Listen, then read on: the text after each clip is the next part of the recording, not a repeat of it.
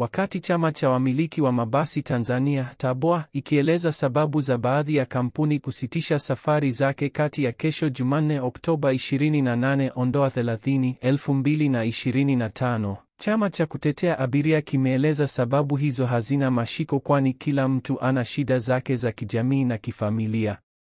Baadhi ya kampuni za usafirishaji wa barabara na nyingine za majini zimetangaza kusitisha safari zake kati ya kesho Oktoba 28 hadi 29 na nyingine kwenda hadi Oktoba 30 ili kupisha shughuli ya upigaji kura katika uchaguzi mkuu utakaofanyia Oktoba 29, 2025.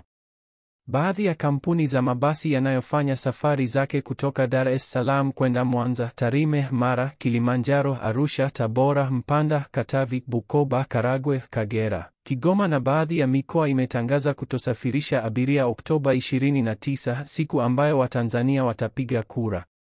Kampuni ya Azam Marine na Zanfast Ferries nazo zimetoa taarifa kwa umma kwamba Oktoba 29, 2025 hazitatoa huduma ya usafiri majini iwe Dar es Salaam Zanzibar au Zanzibar Dar es Salaam hadi Oktoba 30.